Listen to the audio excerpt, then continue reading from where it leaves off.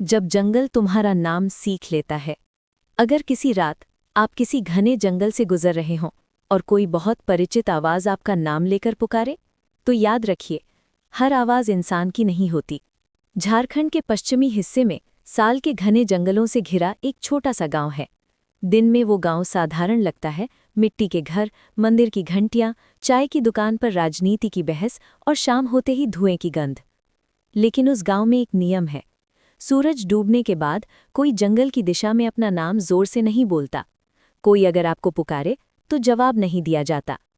ये नियम किसी किताब में नहीं लिखा, ये डर में लिखा है। राघव इस नियम पर कभी विश्वास नहीं करता था।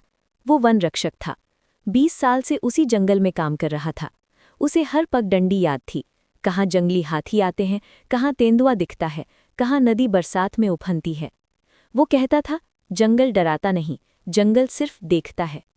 उसकी एक छोटी सी दुनिया थी, पत्नी मीरा और 8 साल का बेटा आरव। आरव को जुगनू बहुत पसंद थे।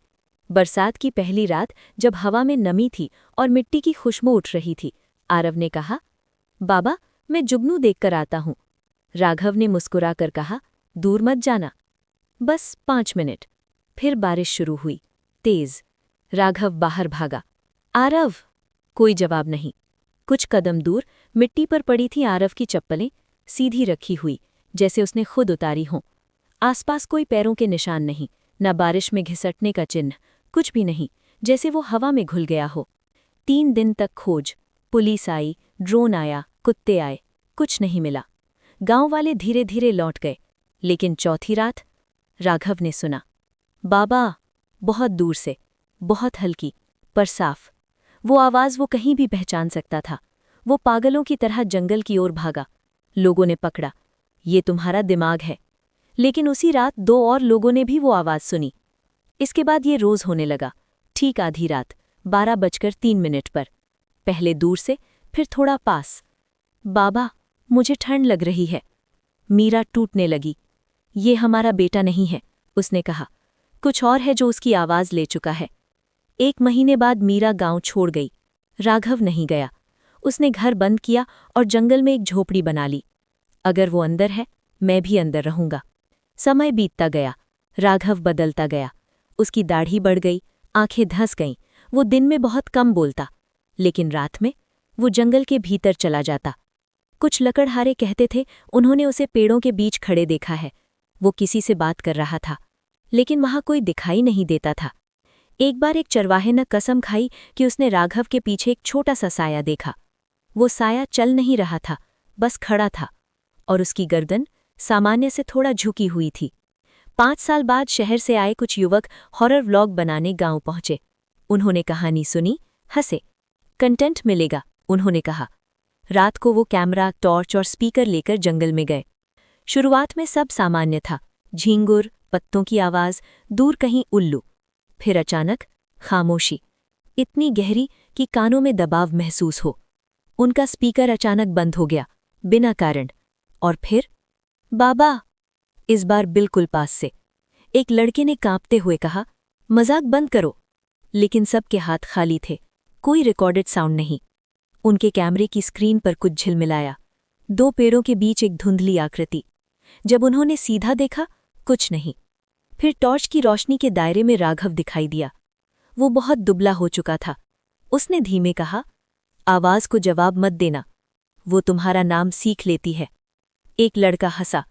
उसी पल पीछे से आवाज आई, उस लड़के का नाम लेकर, साफ, बिल्कुल सही उच्चारण के साथ।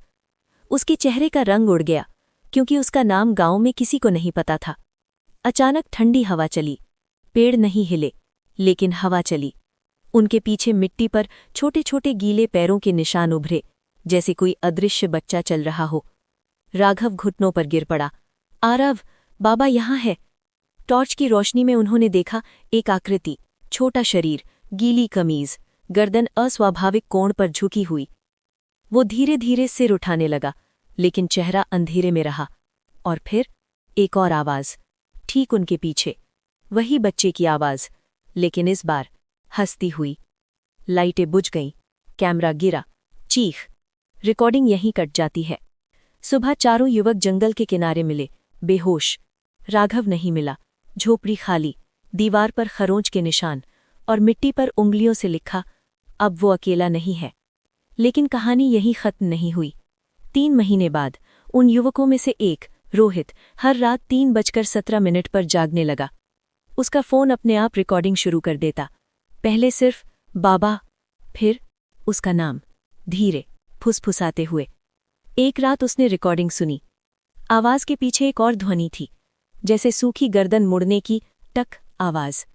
रोहित ने कैमरा ऑन किया।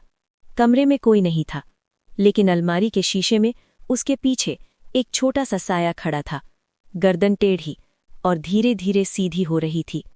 लाइट बंद, चीख। सुबह रोहित गायब था, कमरा अंदर से बंद, फोन मेज पर। आखिरी रिकॉर्डिंग में 2 आवाजें थीं, एक राघव की और एक नई, रोहित की, डरी हुई। मेरा नाम मत पुकारो। अब गांव में लोग कहते हैं जंगल बाबा नहीं पुकारता, वो सीधे आपका नाम लेता है। और जब वो आपका नाम पहली बार सही तरीके से बोल दे तो समझ लीजिए वो आपको सीख चुका है। अगर आप ये कहानी रात में सुन रहे हैं और अचानक आपको लगे कि किसी ने बहुत धीरे से आपका नाम लिया है, तो कृपया पीछे मत देखिए और कभी जवाब मत दीजिए, क्योंकि जंगल सिर्फ एक बार सुनना चाहता है।